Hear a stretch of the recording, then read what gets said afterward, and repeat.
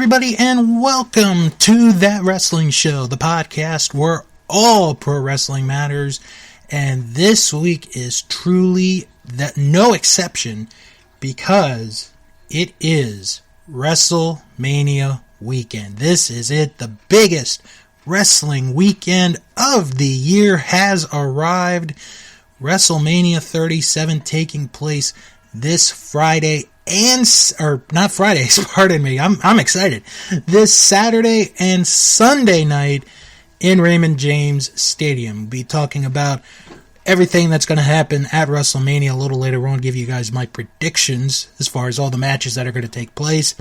Plus, going to be talking about the WWE Hall of Fame. Some added inductees were announced since our previous episode last Friday when I went through the class of 2021. Plus some wrestling news and more.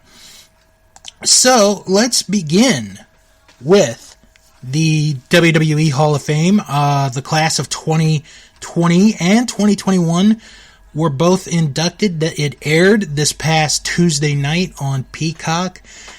I have not seen it, and I don't know if I want to see it, because the speeches I read were put to 5 minutes, so I don't know if I'm ever going to watch them or not. So even if I did, I probably won't say it on here. So alright, so when I did this show last week with the WWE Hall of Fame, we knew the class of 2021 as far as the individuals go. We didn't know the legacy wing, and we were surprised to find out that we had another celebrity inducted and another recipient of the Warrior Award. So I'm going to go to the class of 2020 because they had their legacy wing inductees, and these are some pretty good people that they put in for 2020. It was Ray the Crippler Stevens, Brickhouse Brown, Dr. Death Steve Williams, Baron Michelle Leon, and Gary Hart were the inductees into the legacy wing of the WWE Hall of Fame. Now, the celebrity wing got a new inductee into the class of 2021, and it was none other than Ozzy Osbourne.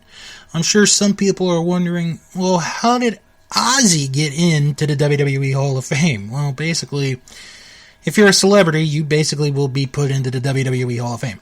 No, in all seriousness, he participated in WrestleMania 2. He was in the corner of the British Bulldogs for the tag title match. He had a musical performance on Smackdown probably like 10, 15 years ago, I want to say. And then he was a guest host on Monday Night Raw when they did the guest host era of Raw. So, you know what? I got no problems. There are some celebrities where I scratch my head and wonder why are they going in, but with Ozzy, I'm okay with it. The recipient of the Warrior Award for the class of 2021 was Rich Herring, who has been working for WWE for 50 plus years. Fantastic. Finally, the award used for the right purpose. And then the legacy wing for the class of 2021 includes Dick the Bruiser, Pistol Pez Watley, Mad Dog Buzz Sawyer, Ethel Johnson, and promoter Paul Bosch. And that one, I'll say this, that one kind of surprises me because they don't really put many promoters of other organizations or territories into their Hall of Fame.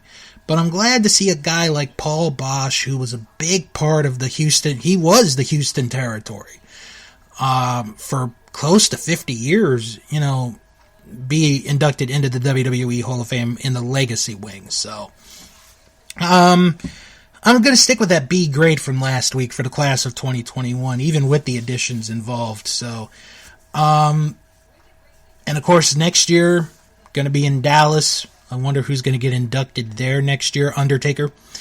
So, be interesting to see how things turn out next year, where they probably will have a crowd for the class of 2022.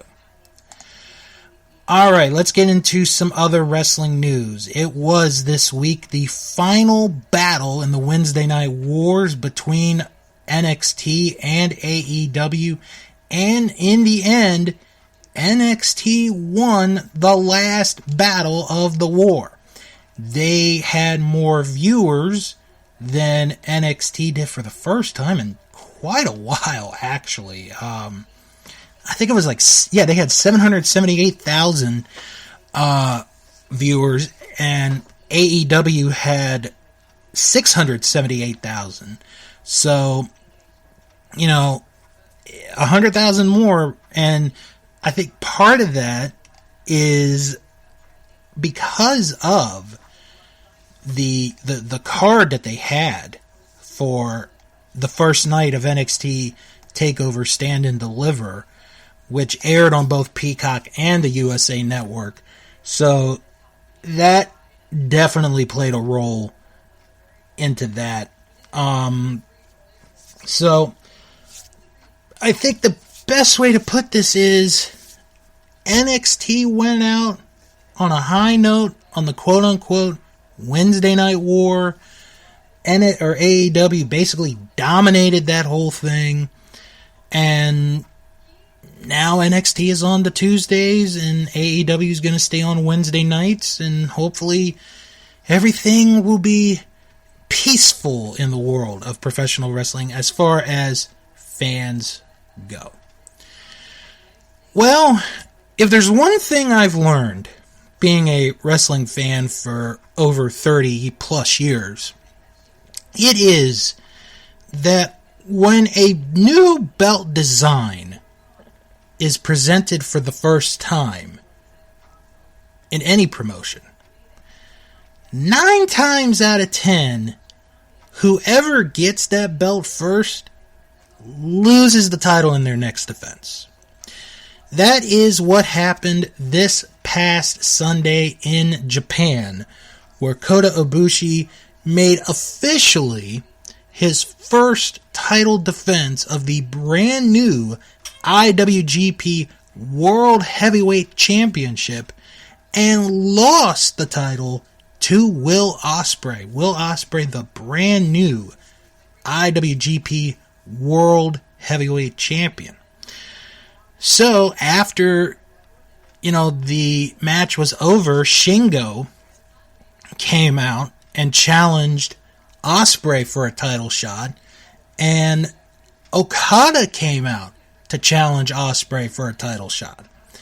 So we are going to get, in the next few weeks, Will Ospreay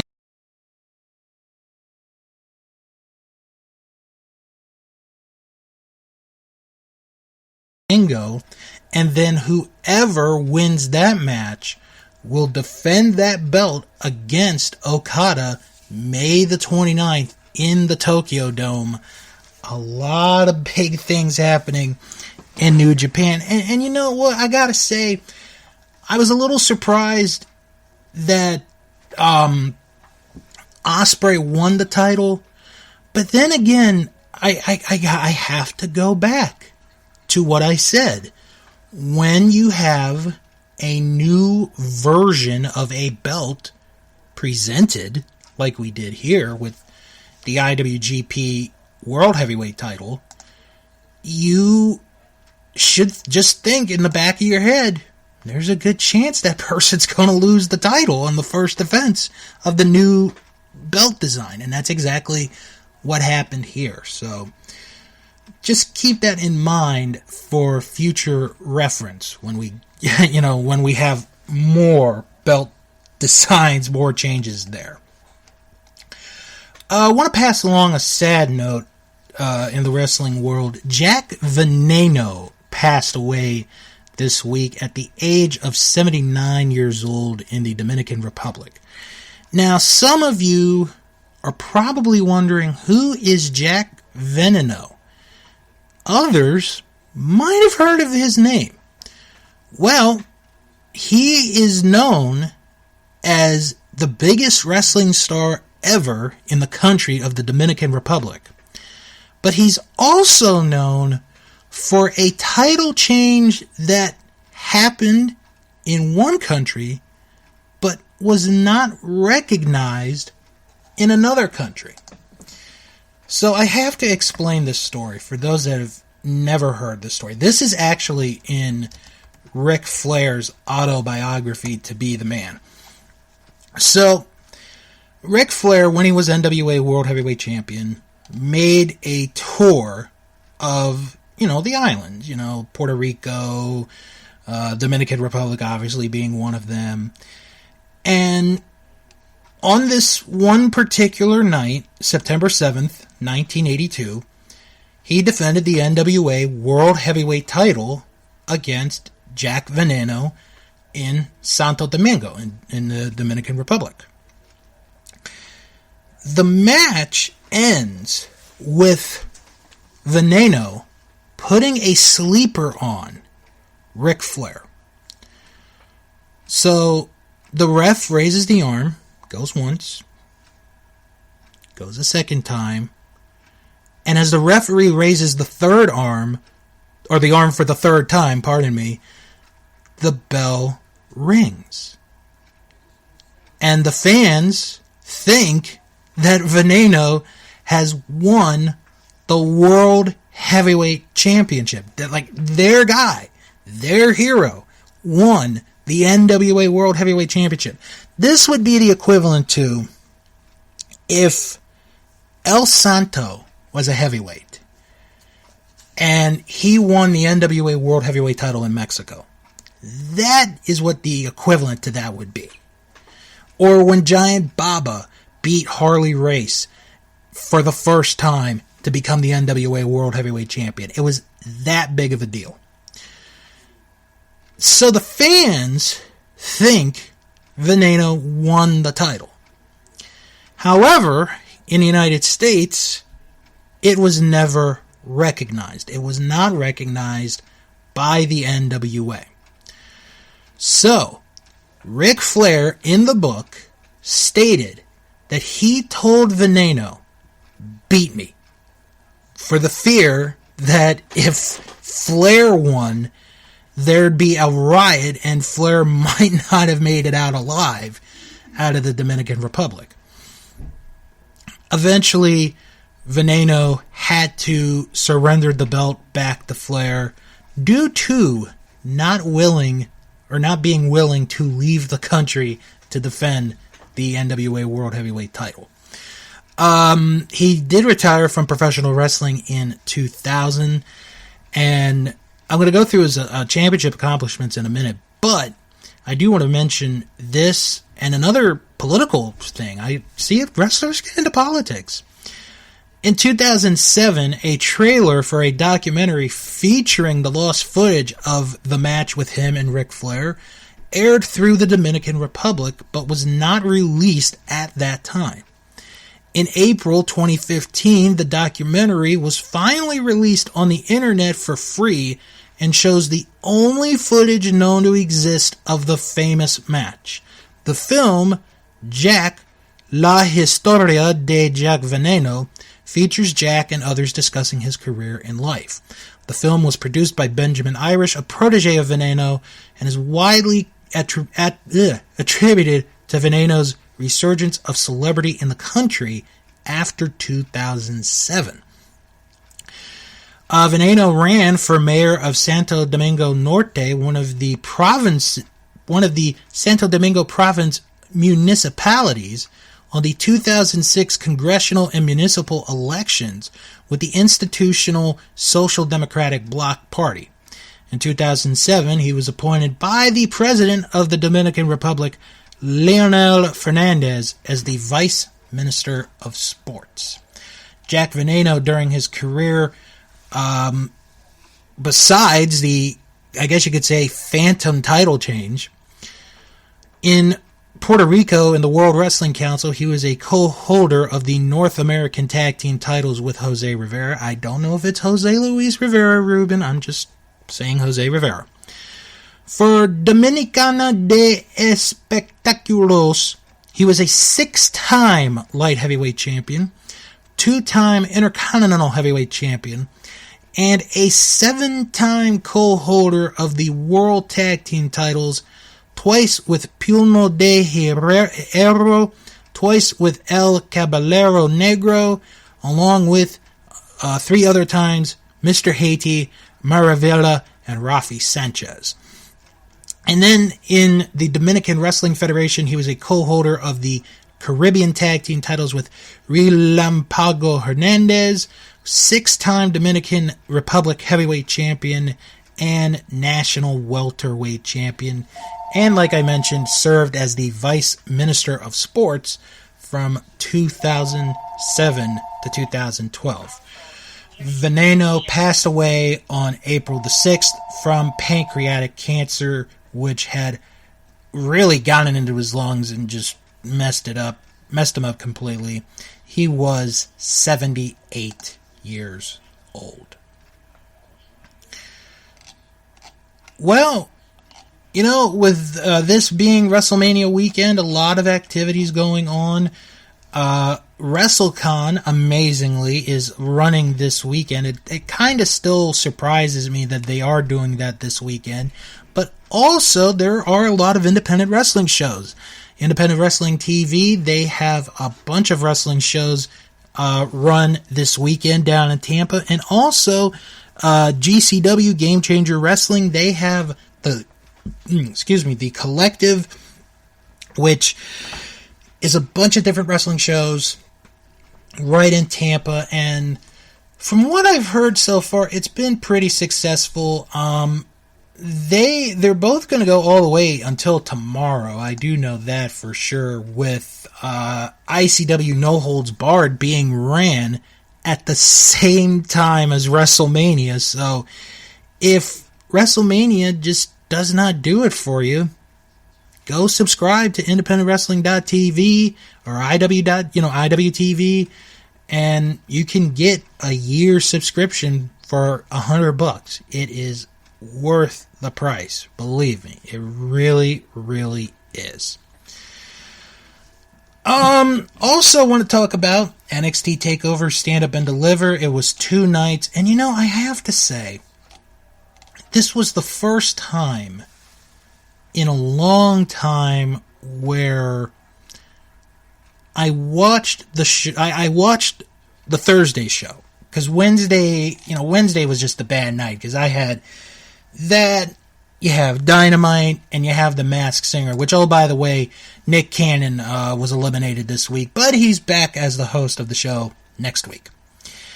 But I did catch the last 3 matches of night 1, which was Volter and Tommaso Ciampa, which was a very good match. That was so fun to watch. The triple threat match for the NXT Tag Team titles, I wished I had seen a little bit more of that match, but that match, from what I saw, was really good. And a lot of people were talking about how great of a match that was, so I'm going to try to catch that in the near future. And then the main event, Raquel Gonzalez winning the NXT Women's title from Io Shirai, was a really good match. Shirai, honestly, hands down, is in my top 5 of the best women's wrestlers in the world today, bar none. It doesn't matter if they're wrestling in the US, Japan, Mexico, Europe. Io Shirai is in the top 5 for me of the best women's wrestlers going today in professional wrestling. And Raquel Gonzalez is someone who has improved tremendously over time. You know, she had the height, she had the build. It just takes time when, you know, you're developing someone, and she has developed into this believable, I guess we could say monster, if you want to call her a monster. But, you know, she's this, honestly, this believable, tall woman who could kick your ass and could be champion for a long time. And the way she won it, I really liked. It was no cheating. Dakota Kai tried to get involved in the match. She got kicked out, but it ended up being Io and Raquel, and they just did a tremendous job the rest of the way. I was really, really impressed by both women. Now, night 2, on the other hand, this felt weird until about towards the end. The ladder match was good. It could have been a little bit better. Not saying that, one ruined it, because both did the best they could, but it could have been a little better. The women's tag title match was what it was, so I can't really say anything bad about it. North American title, Bronson Reed kind of bought me into believing he was going to win the North American title, and that's a big dude to be moving the way he was. It really, really is. I mean, I kind of can't wait to see what he can do in the future. I kind of want to see a little more of Bronson Reed. And then you had the two main events, Finn Balor and Karrion Kross for the NXT title. I enjoyed this match. I thought it was a good physical match, and what made it a little different, but it was a good different, was how Balor was the one that was dominating the match. Not Kross. It was Balor that was dominating the match. Because he'd go for the shoulder, he'd go to the arm, he'd go to the short ribs, the liver, the kidney. And, Kross was selling it. And he did a pretty good job the way he was selling it. And, Kross with the forearms in the end, basically knocking Finn Balor out to win back the NXT title was pretty impressive. And a note to mention, Karrion Kross, this is his second reign. Technically, this is his second reign. He is only the fourth man in NXT history to have won the NXT title twice. The other three, Samoa Joe, Shinsuke Nakamura, and Finn Balor. But then, you gotta talk about the main event. The main event of that night, and maybe the match of WrestleMania weekend. Adam Cole and Kyle O'Reilly in an unsanctioned match. Oh, that was so fun to watch. It really, really was. These guys put everything they had into this match, and it showed, it delivered. This was by far the best match of night 2 of Stand Up and Deliver. And there were some people saying this should have been on WrestleMania. I don't know if I agree with that statement, because you're talking about two guys from NXT, and this is no disrespect to NXT, taking a spot away from a couple people on the biggest show of the year. Just saying. But it was just so good. And, they went through the entranceway, the platform, and it just looked so good. And I didn't realize until I'm looking at this now on Meltzer's thing, it went 40 minutes. And that's the thing. That's the positive that I saw a little bit in night 2 of TakeOver. Because again, I didn't really see much of night 1. But of night 2, they gave each match time. They gave them time. Like the Cruiser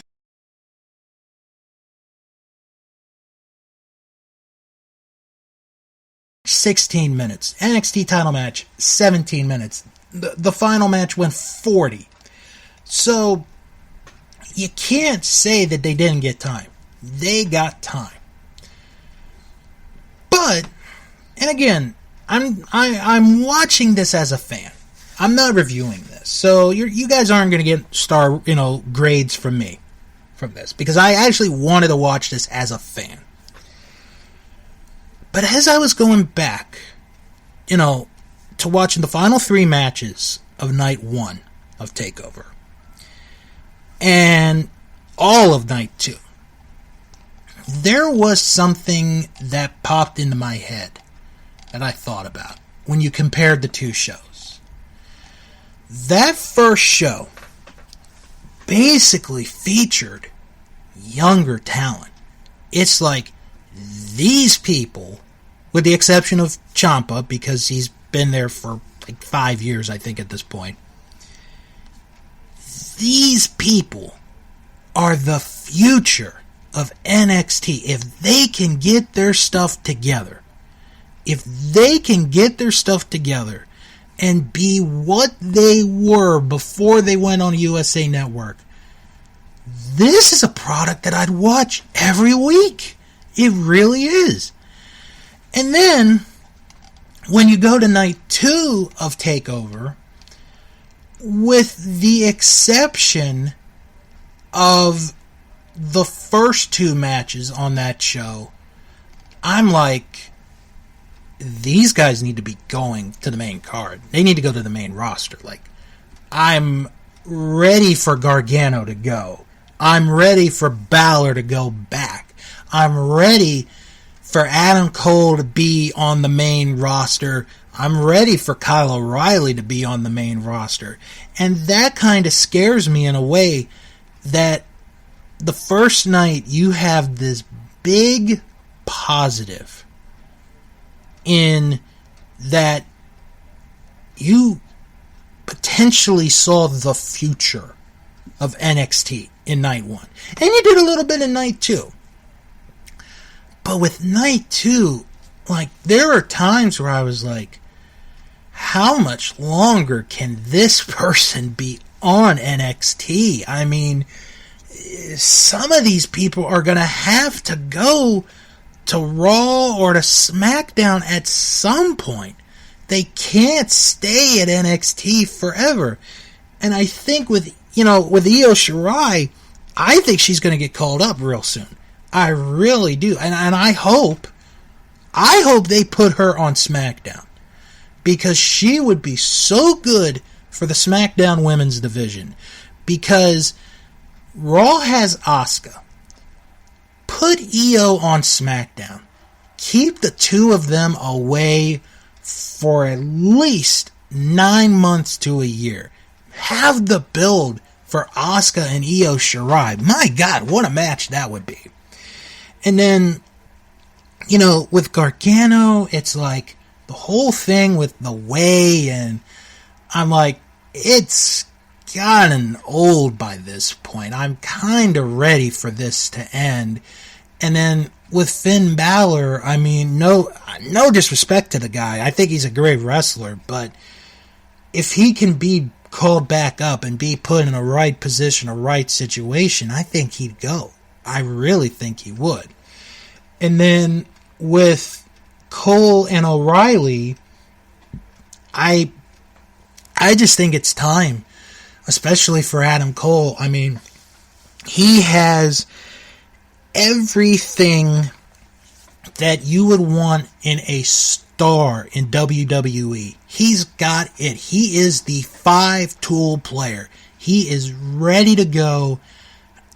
I don't know what the wait is. Is it they're going to wait for, like spring cleaning part 2, Black Wednesday part 2? I don't know. I really don't know.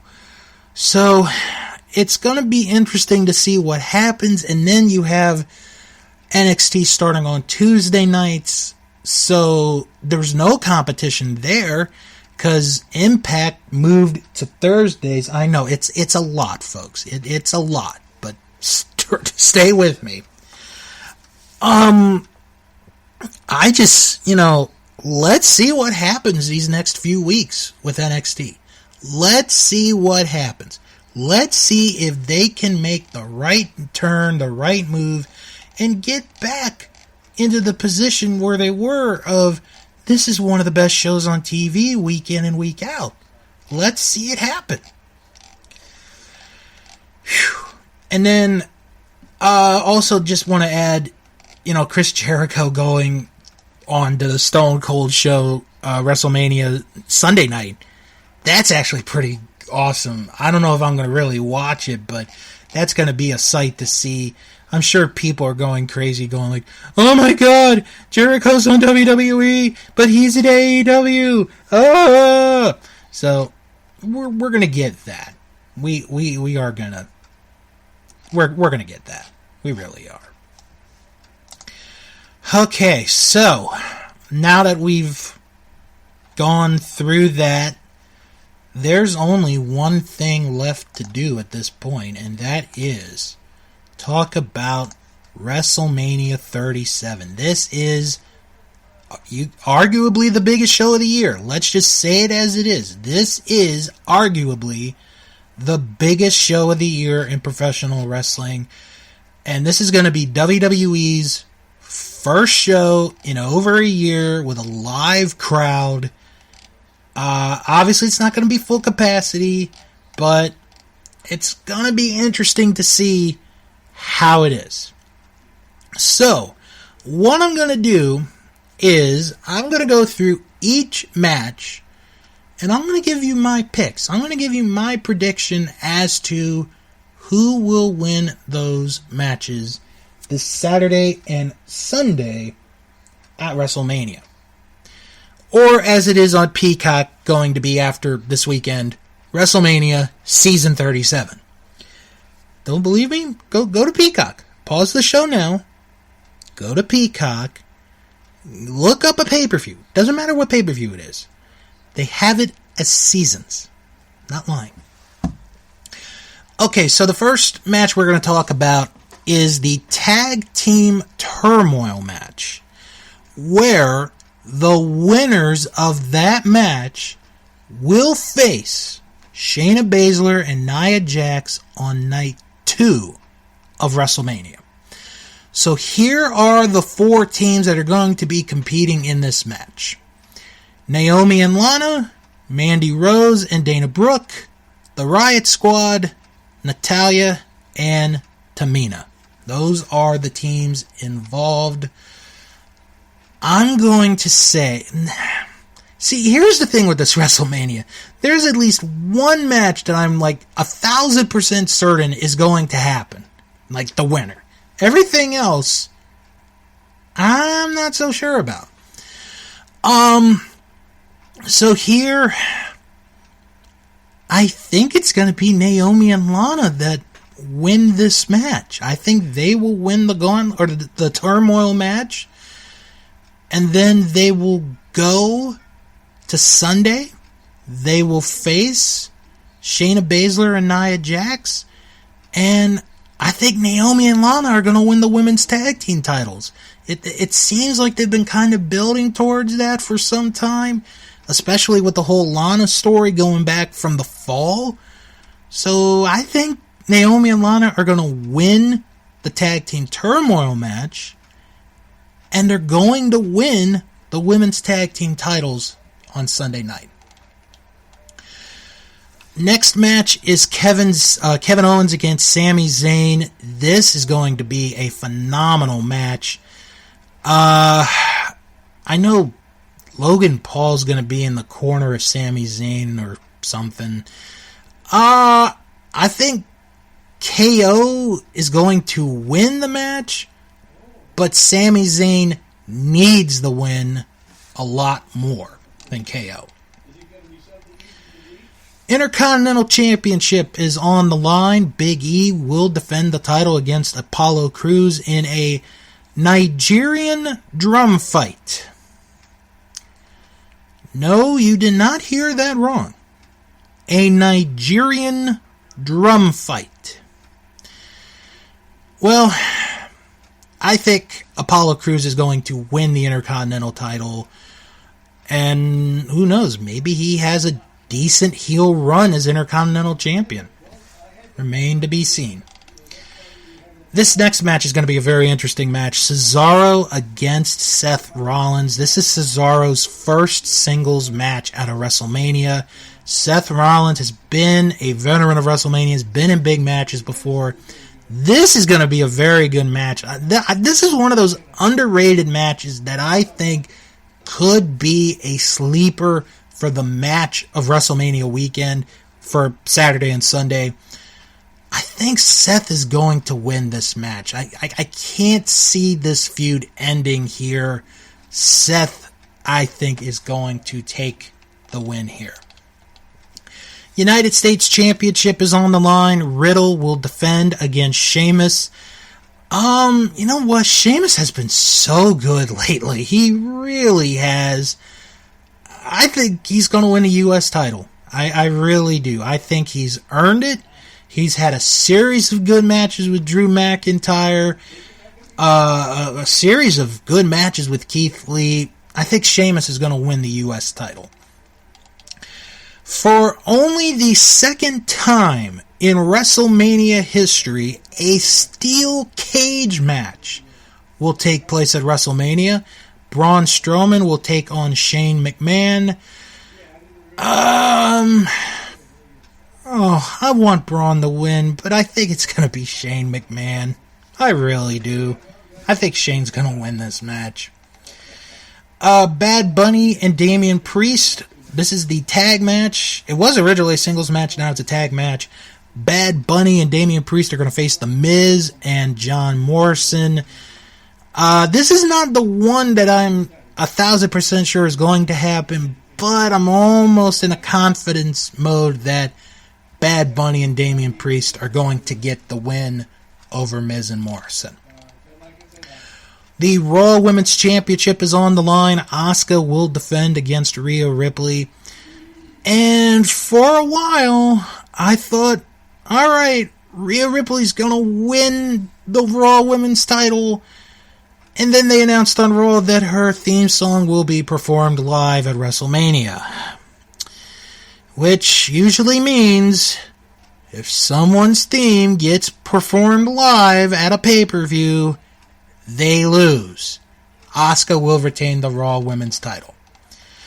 The Fiend will wrestle Randy Orton, and this is where I am 1,000% sure Bray Wyatt is going to win that match. The Raw Tag Team Championship will be defended. The New Day, Kofi Kingston, and Xavier Woods will defend the titles against AJ Styles and Omos. This is actually one of the matches I'm kind of looking forward to at WrestleMania, just to see how Omos does in the ring. The build has actually been kind of decent going to this match. And I think we're going to get new tag team champions. I think AJ Styles and Omos will win the Raw tag team titles. Now, this match that I'm going to talk about next has been confirmed today as the main event of Night 1 of WrestleMania 37. Sasha Banks will defend the Smackdown Women's Championship against Bianca Belair. This match has the potential, and if you didn't listen to the previous WWE Free, which I recommend you guys check out, we talked about this match and how there's the potential that this match can be good. This match can deliver. It's just, will it? I hope it does. Because this is a big moment here. And I want to say why this is a big moment. A number of reasons. The first reason is, this is the second women's match to headline any portion of WrestleMania. If it's one night or two nights, it doesn't matter. This is a big deal. So we will have, in a 3-year period, 2 women's matches headline a WrestleMania. The second thing that is big, this is big what I'm about to say. This is the first WrestleMania main event where 2 people, 2 women, 2 men, 2 aliens, 2 stuffed toys. I don't know. This is the first main event where two people that are African American are going to main event at WrestleMania. That is huge. And the third, and probably the final thing that makes this so big is this could be a passing of the torch kind of match.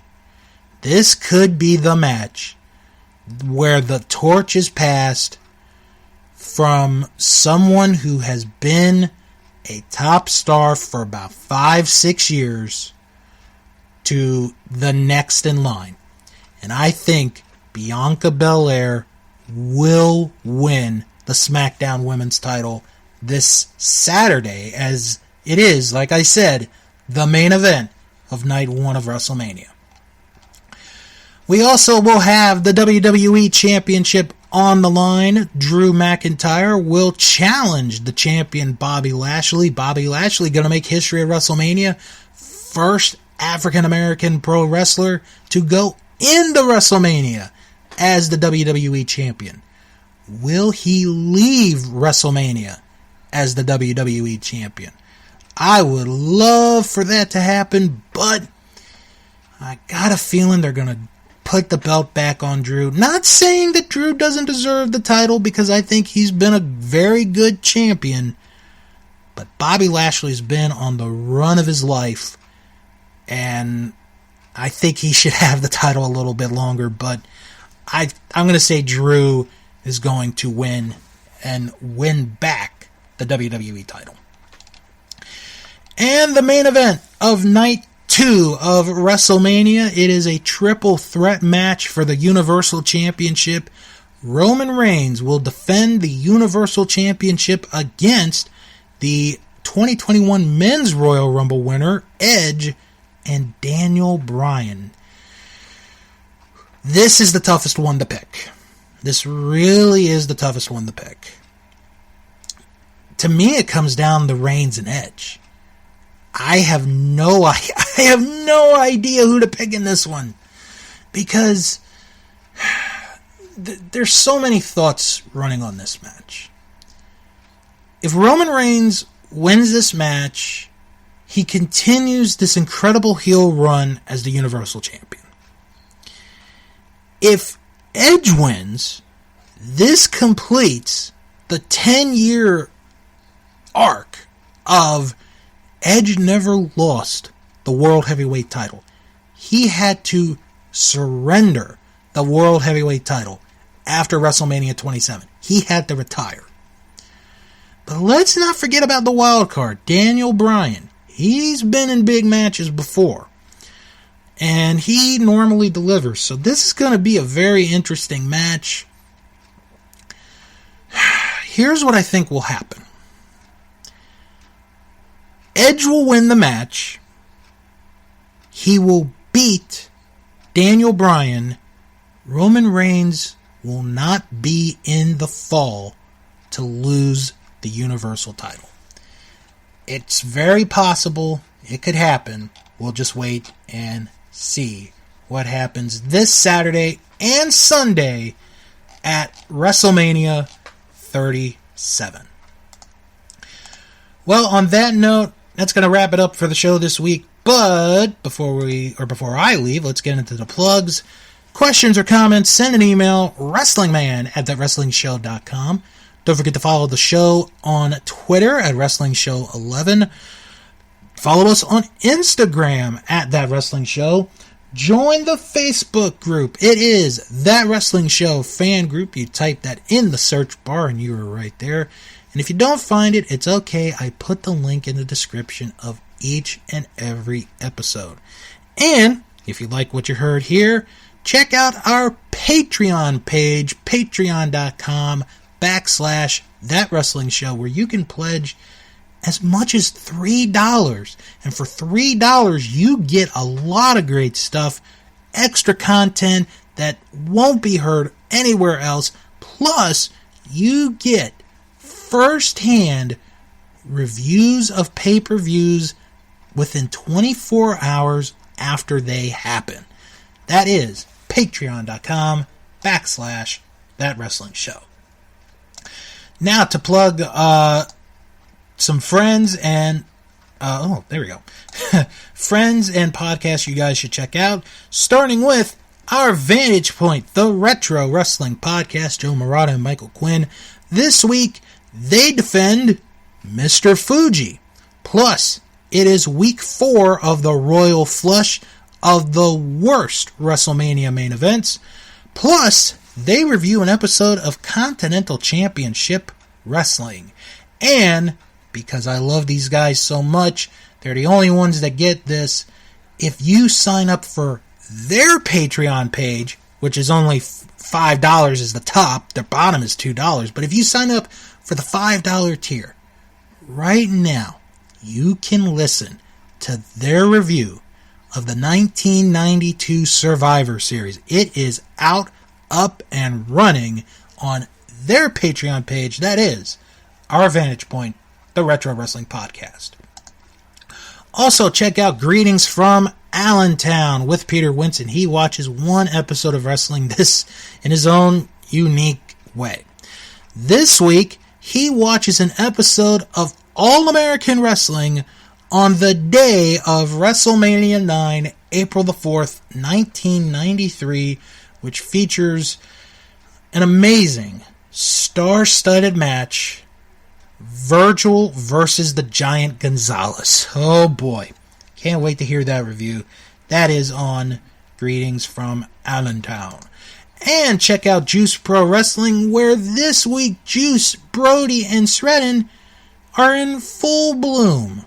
WrestleMania bloom, where they discuss WrestleMania 37, the WWE Hall of Fame, the Collective Remix, NWA Power, Warrior Wrestling Ice Cream Bars, maybe they can send me some, Retromania Wrestling New Japan, and much more. That is on Juice Pro Wrestling.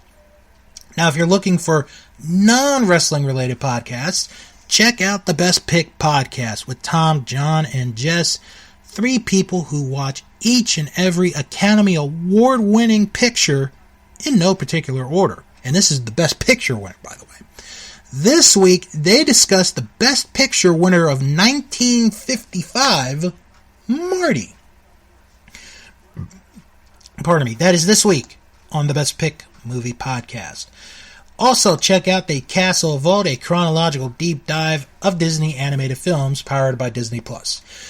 This week, they discuss Cars 2.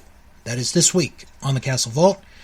Check out Dave and Ethan's 2000-inch Weird Al podcast, where this week it is part 2 of their interview with Weird Al's best friend and confidant, Joel Miller. That is this week on Dave and Ethan's 2000-inch Weird Al podcast. Also, check out Shark's Pond, a South Park podcast, where I discuss, review everything, each and every South Park episode. This week, it is the finale of the Imagination Land trilogy, so you will get to hear my thoughts not only on the third and final part of Imagination Land, but also you'll get my entire thoughts on the legacy of Imagination Land. And check out the brand spanking new podcast, Bill Learns Kingdom Hearts with Jim Boy Star and yours truly, where we discuss the video game Kingdom Hearts. This week, the episode is There's Something About Jane. That is this week on Bill Learns Kingdom Hearts. Alright, next week on this show, this is going to be a very loaded show because going to be looking back at both nights of WrestleMania 37. Going to talk about the Raw after WrestleMania. Going to talk about NXT. There's a lot of stuff that's going to be covered right here next week on That Wrestling Show. If you are attending WrestleMania 37 this weekend, have fun, be safe, listen to the protocols that they have put out for you, and be smart. Don't go into large groups. Stay where you are. Keep your masks on so that way we can get rid of the coronavirus and hopefully have WrestleMania 38 with a sold-out crowd. If you are not in Tampa for WrestleMania, have a wonderful weekend, have fun, enjoy WrestleMania, and when you're done and you have recovered from this weekend, come back here next week for another episode of That Wrestling Show, the podcast where all pro wrestling matters, and as always, wrestle on.